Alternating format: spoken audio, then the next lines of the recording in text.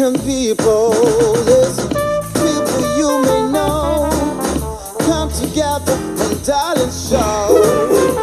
Oh, colors of life, share love, share love, share love. Oh, you African people, yeah. All you Southern people, Inspiring us, united, South Africa. That's the reaction to that. Colorful people, people of the South, yeah. Tonight on People of the South, we present Grace, starring the First Lady of Zimbabwe, Grace Mugabe.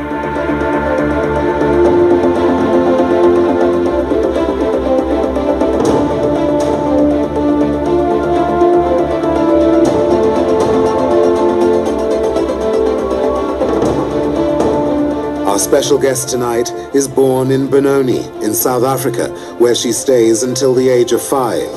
She marries while still in her teens, but the marriage was not to last. Grace Mugabe goes on to do some secretarial courses, and it is here that her destiny changes. During a recruitment drive, the 20-year-old is selected from a bevy of hopefuls to work in the office of the state president of Zimbabwe. Working in the president's secretarial pool, she soon catches Robert Mugabe's eye. They become closer, fall in love, and begin a relationship that bears him the 2 children he always dreamed of having. 4 years after his wife Sally dies from kidney failure, Grace and Robert Mugabe marry. And in 1996, she becomes Zimbabwe's new First Lady. An intelligent woman, viciously protective of her husband and children in the face of a decade of media attacks on her family. She has, by her own admission, been toughened and developed a thick skin in the process, and what used to hurt her no longer does. Instead, she has quietly propelled herself into charitable endeavors of scale, using her influence as First Lady to create a children's village, a school, and is now planning a university. To some in the Western media, she has been labeled disgrace for her alleged extravagance in the face of poverty. But for others who know her closer to home, she is a lady of energy, elegance, and effervescence, whose charitable and social work have earned her the mantle of amazing grace. Tonight on People of the South, we say and present Grace. sorry. Where do you find the children? All the children, these children, most of them are from hospitals, and of course some were adopted from other children's homes. What inspired you to do this? Just moving in the city center, and I realized that the number for children on the streets was increasing. So I said, somebody should do something. If really I'm not going to play my role, I think this is going to be a disaster for the country. Yes. And these are our leaders, they're leaders, our future leaders. So I said I must do something, at that moment. Right. So you're the mother of all of them. They are my children. They are my children. I'm going to have more, because we have all these facilities for the children. But here, I try my best. I emphasize my own standards. Yes, my own standards. Because they're very well dressed. Very neat, and I buy this clothes. Very much so. This is what I want for them. Yes. And show the people that I'm not just doing it for charity. Yes. For people to say, my Mugabe, she's doing charity work, but I'm doing it with all my heart. They are Zimbabwean children. They are our children. Yeah. So we must look after them, the way they should be looked after. A businesswoman and a dairy farmer, I found Grace Mugabe to be a woman of considerable beauty, who speaks frankly and openly with self-confidence and constant humor. She is a young First Lady with an easy laugh and a busy manner.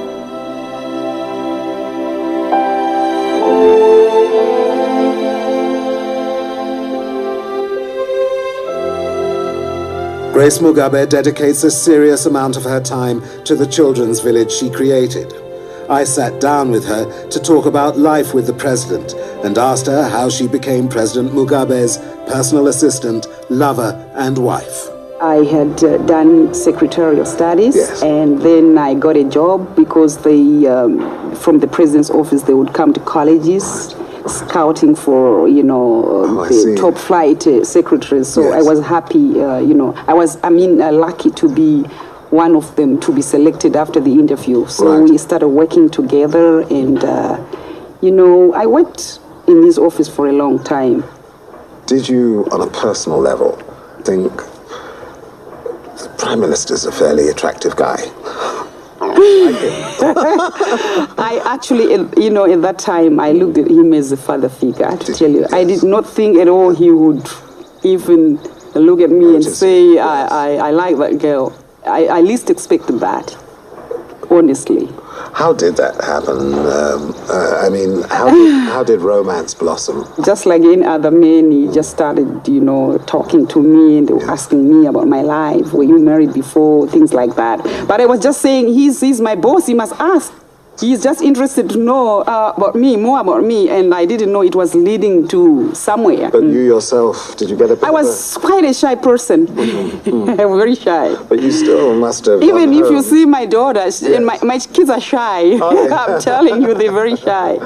But amongst your colleagues in the office, yes. they must have said to you, Grace, he likes you.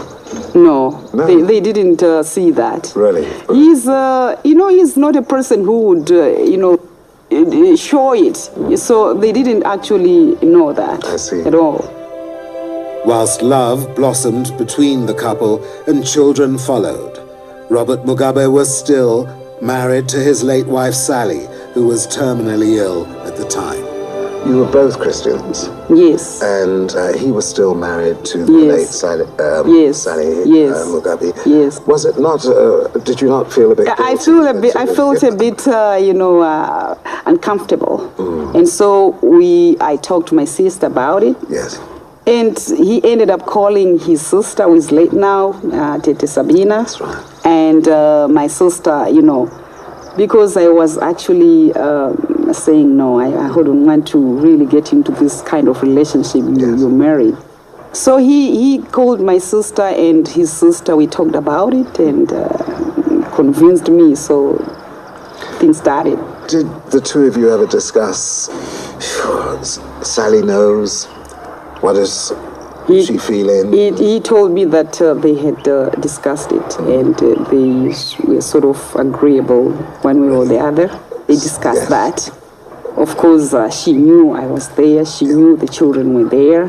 That's what he told me. So I'm sure they had come to some agreement of some sort. In 1992, in a period of great heartache, Robert Mugabe's first wife, Sally, dies from kidney failure after being on dialysis machines for over a decade. 4 years later, he marries Grace in a ceremony with a long guest list.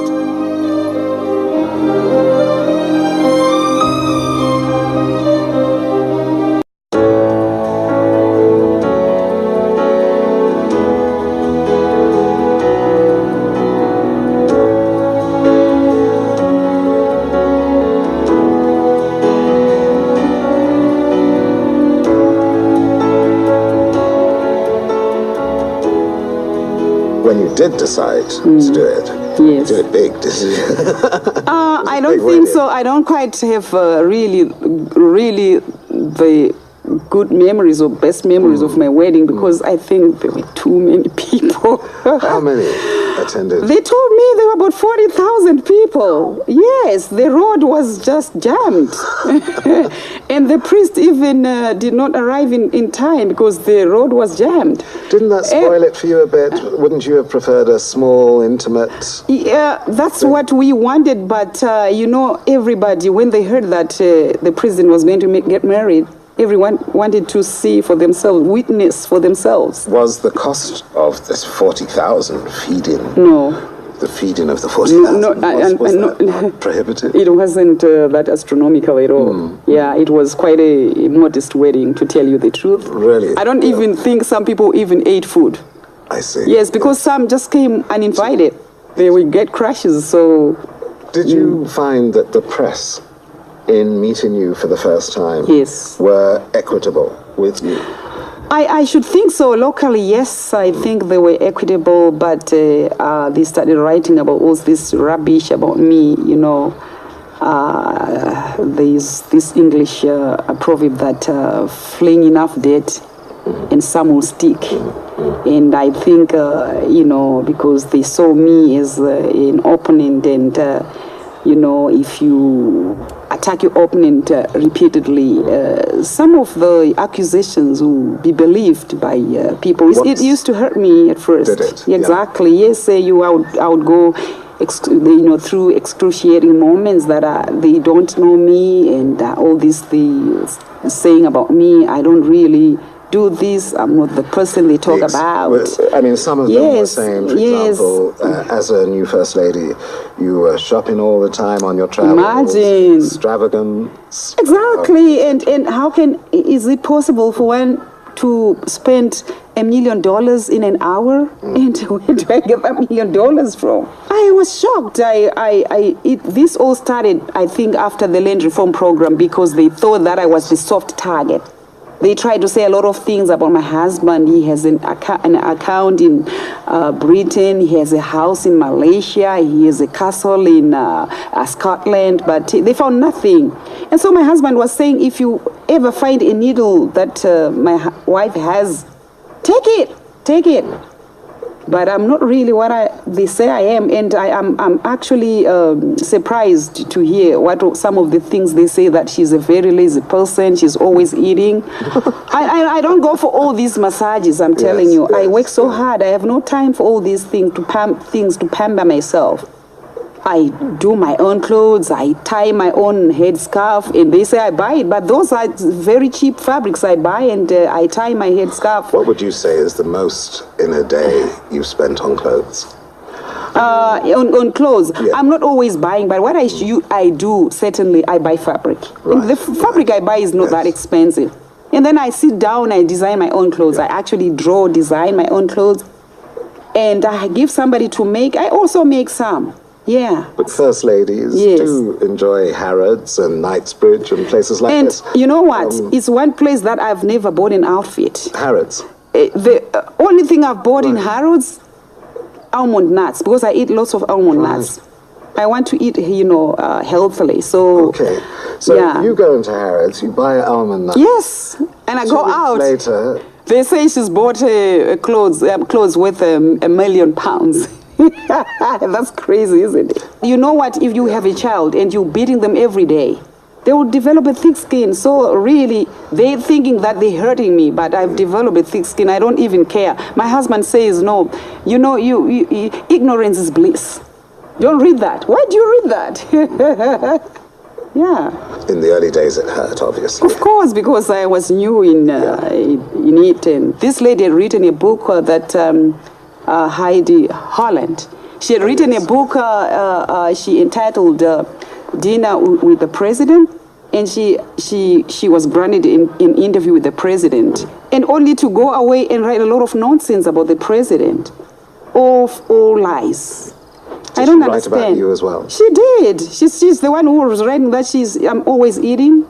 And I don't work, I'm lazy. I don't know where she got that from. Have you ever met her? No.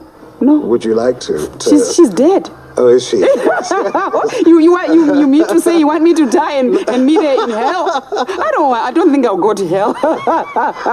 But you did take legal action against a couple of newspapers, didn't you? No. You know, it wasn't me. You know, when they started writing about that I'm having an affair with the governor of the Reserve Bank, you know. Were you having an affair with the governor? Oh, please. Oh, no, please. It's not nice. It's not right. He's just, you know, he's the governor of the Reserve Bank of the country. So, so it was totally... No, because the things they were saying were ridiculous, and the places they were saying we go to. Yeah. I've never been to those places in South Africa, in Malaysia, other countries. You know, the only time probably we traveled with him on the same plane was the time we went to obtain this Smart Partnership conference in Langkawi. So he was on the plane with us. That's the only time I remember being with him in the same country, outside Zimbabwe. Wasn't that the deepest cut for both of you? No, because they lies. They don't know our private life. They don't know how we live. We are a happy couple, I'm telling you. We are very close. We get along very well. But it must have been a deep humiliation to have not really. We're used to it. It wasn't the first time. They always talk about these things. So you're quite a steely I think I'm a very strong person. Because that kind of thing would break a lot of people. Exactly. I never had an occasion where I would break down. Never. Have you ever had to sit with the president and say, look, you see all this stuff? I need to know you trust me. I need to know that you know. No, I know he trusts me. There's no need for me to do that because I know he's the one who was even more, concerned because he thought that being a woman and probably young, I would be affected. He was worried for me. There's this saying, there's no smoke without fire. Yes. Are you saying there is smoke without fire? I should think so because they just want to hate. It's all directed at us, hurting us. How do your children take it? Because they're out there in different parts of the world and they obviously read some of this. They just read. I know sometimes probably it hurts them because they know the kind of person their parent, their mother is or their father is.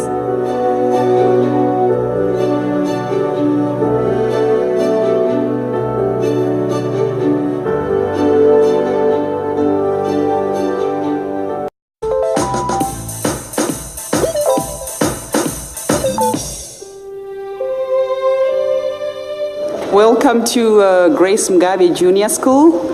It's quite a big school, which is about 8,000 square meters. It's uniquely designed in such a way that each teacher has his or her office. So we can actually safely accommodate about 1,000 children if you wanted to. Grace Mugabe has not only taken to building schools, but has also built a large family home and has come under constant media fire for its largesse and grandeur. Could you perhaps have said to each other, okay, look, given the economic circumstances, yes, we won't build a big house. We'll build something fairly modest. Just so that... You know what? We started building this house way back. It took us almost 12 years to... It's not even complete yet. Yes, it took us a very long time, but because we are farmers, so as we sold our produce, we bought materials to continue the construction. Is it a palace? It's not really. It's not really what they say. I'm telling you. They How have many bedrooms? Always 9 bedrooms. Okay. Only 9. They would say say 30. No, they're 9 bedrooms. Right. Only 9. Because if you're to believe the press out there, you and your husband are multi-millionaires worth about $200 million. Where do we get the money from? I want them to tell me where I get the money from. I work so hard. Because I realized that my husband is, is literally a civil servant. He doesn't earn much. Yeah. If you only knew how much he earns, he earns very little. And for me as well, the allowance I get is just a pittance. I'm a business-minded person. Yes. By the way, I have said I support my husband. He's a politician, but I do run our private business. What kind of? We are into farming and dairy farm. Not just dairy. We do cropping as well. And cattle, beef. We have quite a number. And to tell you the truth, all these are just gifts to us. When we go to that province, they give 2 or 3. That's how we have managed to build our beef herd, which is over 2,000 cattle. Yes. So we have those, and we do farming big time. We grow wheat, we grow maize. So is that where your supplementary income comes? Exactly, yes. It's not diamond mines or... That's what they say. That's what they say, unfortunately. Yeah. I'm not even involved in any way. Yeah. Yeah. Did these sanctions affect the family? freezing of assets in Europe, not being allowed to travel. What assets? We don't have assets anywhere. Really? This is what they say. Yes. Because they want to say Mugabe and his wife, they're so extravagant, so much so that they don't take care of their people. Right. They're amassing wealth and they're busy going on shopping for properties outside. But we haven't got a property outside. Even here in Zimbabwe, the house we built is the only house we have. Yes. Unless they're talking about these ones.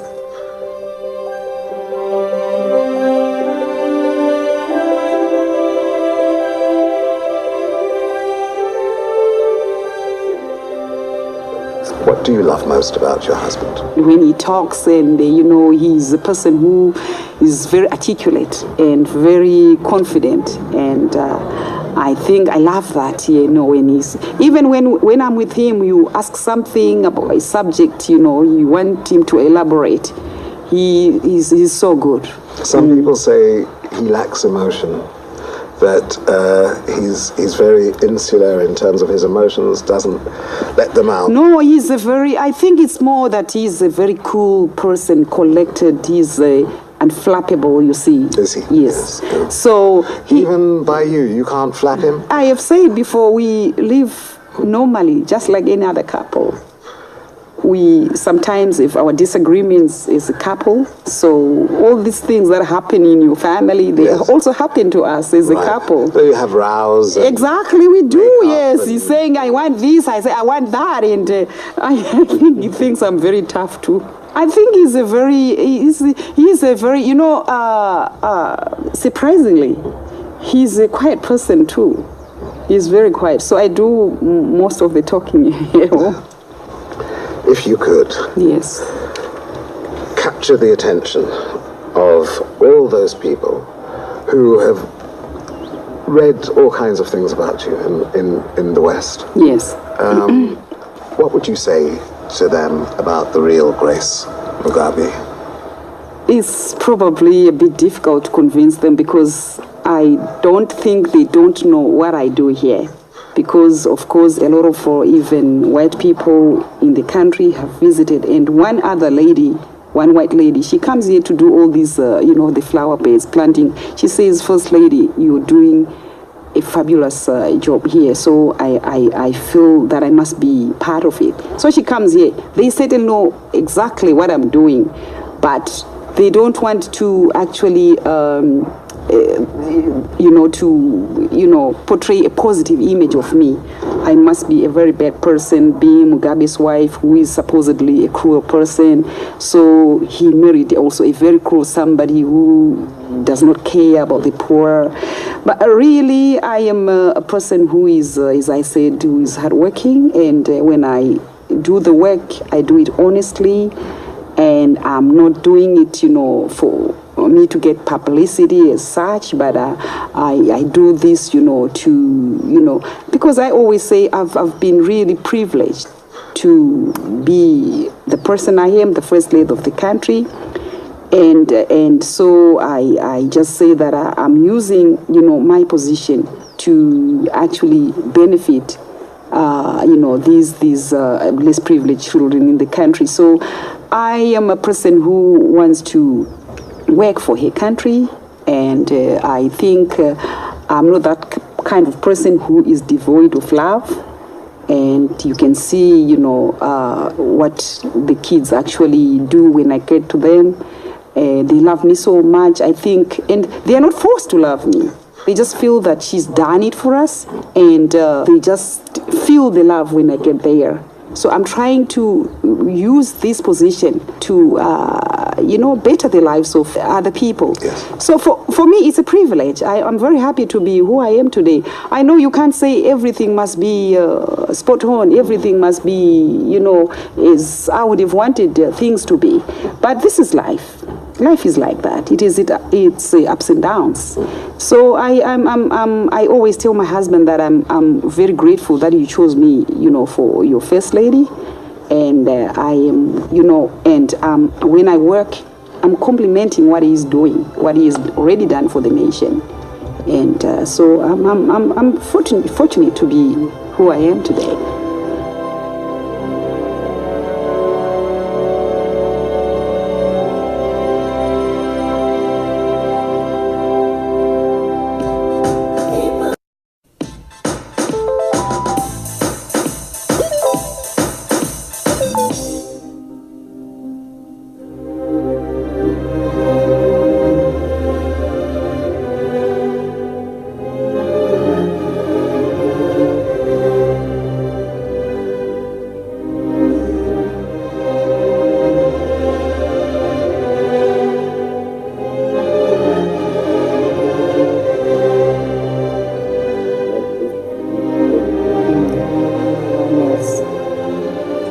it. I only like the vegetable. You don't eat. What about being the daughter of a very famous president? What are the upsides and what are the downsides, in your opinion, Bona? The upsides? It's just normal, actually. It's not much different in terms of how we are as a family. But when it comes to maybe the outside, people expect you to behave a certain way. How do they? As a lady, I suppose. No, yeah, as a lady, they think you're not human. Or, Not you? yes, they have high expectations of you. I see, yes, Yeah. yes. So any mistake, then they'll judge you. Really? Yes. When I asked the president yesterday which of his children was most like him, Yes. he said you. Of course, being Is a that girl. correct? I think, yes, to some extent. In what way what do you think he means when he says you're more like him? I think he's very relaxed and calm. Yes. And he doesn't panic in any situation. Certainly. Are you like that? Exactly like that. She's like that. Really? Yes.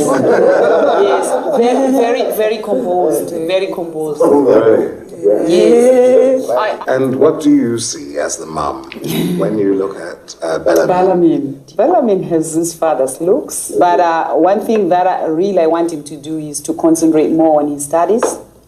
And I remind him that you are probably what you are because of one person. We are in the status because of your father. So I don't want you to ride on your father's back for, all your life. I want him to change his ways and work hard. Change his He's ways. quite a clever boy, yes, but he likes to play games all the time. Which games? Sleep late. I don't know. I don't even know what he does. I used to, I avoid going to his room because I don't want to be disappointed. How much time would you say do you spend on PlayStations and games? How much on study? 50-50, 60-40? You must balance this, right? 85-50. Which one is the 85? The game.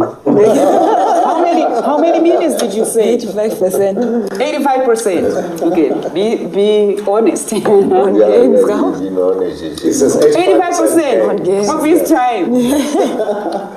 Is it pressure for you? Do you feel I'm a bit under pressure because I'm Robert Mugabe's son, he's an intellectual. Do you feel like I've got to live up to my dad's expectation? Yes, I do. And do you see that as pressure? Not exactly straight. Then I know that since he was smart, I can be smart enough. Because you've got his genes. So like both of my friends were smart, so there's no way I can be dumb. He's quite. He's a smart cookie. If a young man takes your daughter's fancy and she comes to you and said, Dad, this is so-and-so, and I'm thinking about marrying him, what sort of qualities would you want to see in her choice? I regard any such approach as one from a wolf. It's come to. She's one of my lambs. That's the feeling. Really, yes. Yes. So She's you're quite protective God. then? So by protective, but certainly, well, it must be a person of her own choice. But my hope would be one first as qualities of a good husband. Yes. Will live with her because he loves her through thick and thin, and not just look at her now as she still is that flower, attractive, Blooming. blooming. She will have kids, and quite a lot of what is now the real charm will disappear. And the face will start having wrinkles. So we should not pit her at that time against up and coming younger ones. Would it be which is what most people do, and as a result you get lots of divorces. Is it high in Zimbabwe? Oh, terrible. Pathetic. Terrible, pathetic. You see, people get married, a year they're divorced. They're divorced. Yes. 2 years they're divorced. And you ask yourself, where are we going? It is beautiful to see you as a family together. Yeah. Mr. President, how do you feel when the price of your political life is sometimes fostered on to your family so that your wife is attacked or your children and things? Does that hurt? Well, it hurts when it goes down to the children, and even when my wife is attacked merely because she's married to me. Yes. And all kinds of things are said, filthy, you know, things are sent onto the internet and so on and so forth. I told you yesterday that he tells me that ignorance is bliss. Don't even read it. But you have lost your temper sometimes, haven't you? Yeah. Me, I want to protect my children. It was all about protecting my daughter. I don't usually do that. I never did that before. You mean to punch that journalist? I had to, because really How many times did you punch him? I don't remember, but I really don't know what happened. I had this energy. You know, it was not enough. Yes. For them to impose sanctions on us. Yes. As parents, but they went on to impose sanctions on our children. They can't travel, etc. Yes. And even now to find out, they're following us all the way to Hong Kong. Yes. And try to find out where they are being sent to school, and this is what hurts us most. And then I saw one of my, of course, bodyguards talking to a person holding a camera, and so I called him, and I said, "What is happening here?" He said, "No, they had taken photographs of you as we were seated there." So as we were actually on our way out, they were following us and making pushing us to run, and we actually ran because that's where they actually wanted to take photographs and say, "You look at her, the number one shopper." The first shopper, you see, they don't put lady, first shopper. So we actually hid in a corner and we tried to call the other security in the hotel. Unfortunately, they did not respond. So they saw us and started running towards us. So I said, "No, enough is enough. Why are you treating us like this? What wrong have I done?" So I said to this guy I was with, my bodyguard, "Run, please, take his camera." But you know, he thought I was joking. Yes. And so he didn't know that I sprint. Yes. You see? So I ran actually, after him. And then I caught him. Yes. I started beating him. And he was pleading with me to get the camera. "Please, you can get the camera." I said, I didn't answer. So I kept on punching him. Did it feel good? No, because it's not really in my nature. I'm not naturally. I'm not like that. Yeah. But I had to do it because they pushed me far, so I had to do it.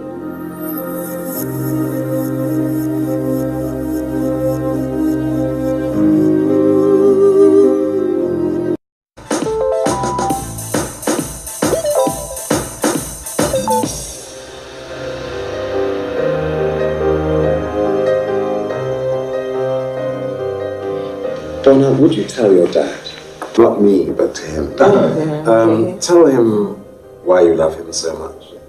Well, firstly, he's unlike some other fathers.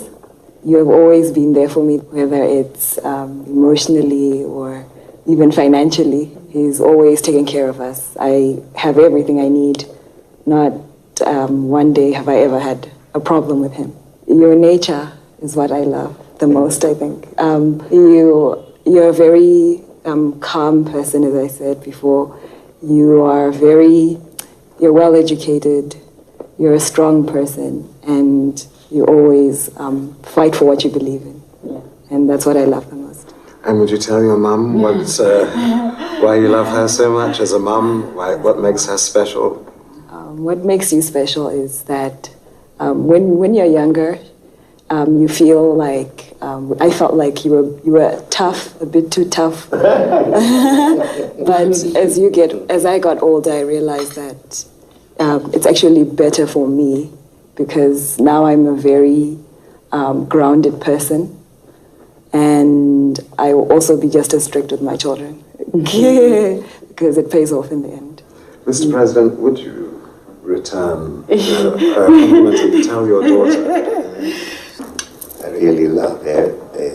Love you, Oma. Love you too. You're very gentle. Very gentle, very obedient, very calm, and very devoted also to your studies. And you're an achiever. You're an achiever. You're very trustworthy. Yes. Absolutely trustworthy.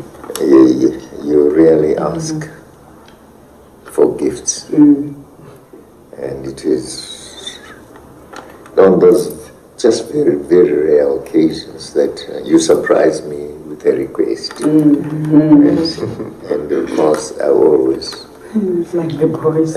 find pleasure in meeting your request.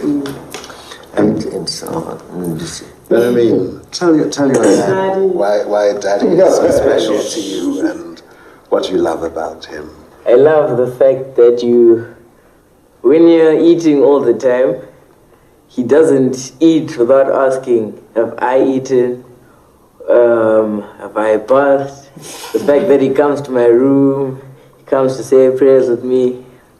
If I ask for something, he'll always provide. He'll always be there for me. I know that even if he's in the office and I need something, I can always go to him, even if he is busy or if he is having a meeting or something. He'll always find time to say, Bilamin, come in. I also love the fact that if I sleep and I'm outside the blankets, he'll come and tuck me in. That's lovely. And Mum? You will always find time to call even if she's outside the country. She'll never spend a day without asking how my day was, how I am.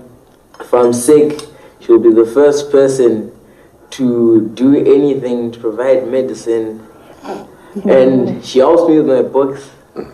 And really those subjects that I do all because of her. Now, when she takes your PlayStation away, do you get mad or do you start reading? I don't get mad because I know she'll give me back. Each time I travel before, he would get sick. He's so close to me. And Bellamy? Bilamin, yes. Bilamin, you're a kid, I realize. I don't quarrel with him, nor do I raise my hand to slap him. Never. Never. I leave that to the mother. And I've always said, if the two of us, descended on him, that might ruin me mentally. But there must be one hand, you see, which is tough, and another which is soft. But he has not made me happy. In the way he takes to his studies, he should be more serious than he is at the moment. But I know he's growing up. He'll acquire the habit of study. Yes.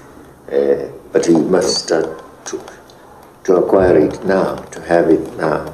And and not wait until some day when it dawns on him to do much better than he's doing at the moment at school.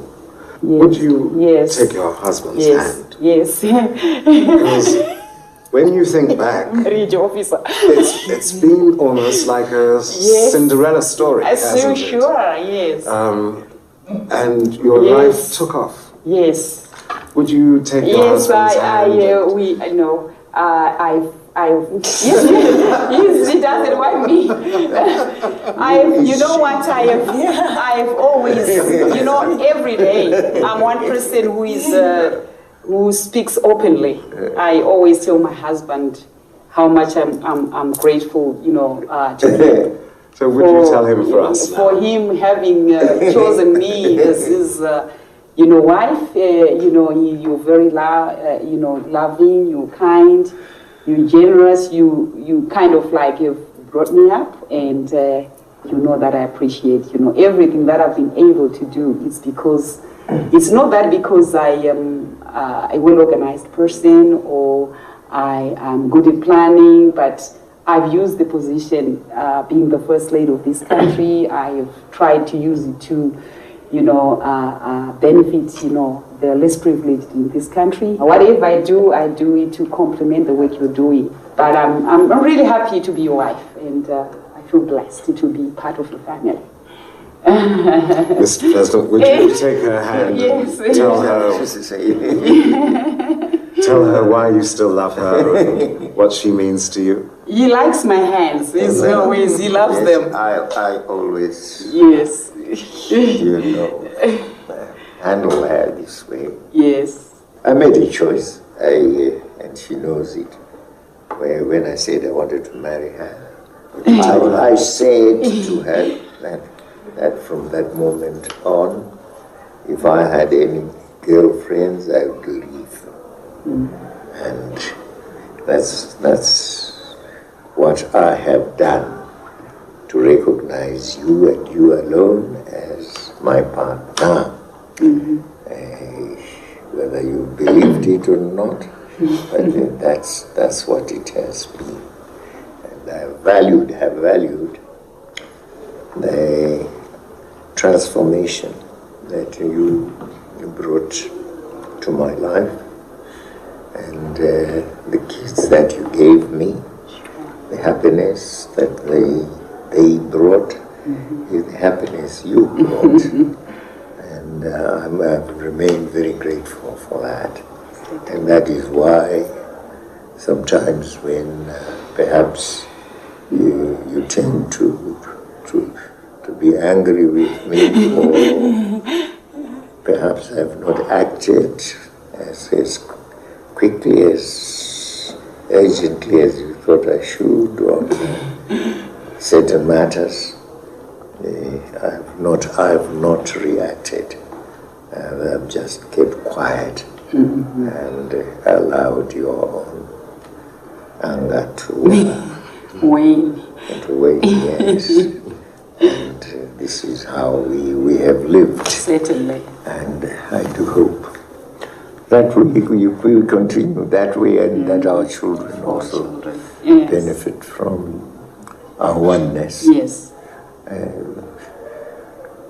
But that you also benefit from, and the little that you can learn from me. Yes. A little. That interaction. Yes. And that also even our relatives can learn from us. Yes. Our marital life should be. And especially the younger ones. Please continue to love the children, but of course, above all, to love this boyfriend called Robert Mugabe. Thank you so much. Thank you. Thank you for that. Thank you. Yes, thank you. Yes, he certainly is. He says that when I get angry, you talk like this to me. I get angry, I get sometimes tantrums. Yes, and he comes, darling, this, That's wonderful. Mr. President, thank you so much. Yeah. Thank you, ma'am. Yes. Yeah, that's for you. And for you, ma'am. Thank you very much. Thank you both very much Yes. for this wonderful. Ladies and gentlemen, with the President of the Republic.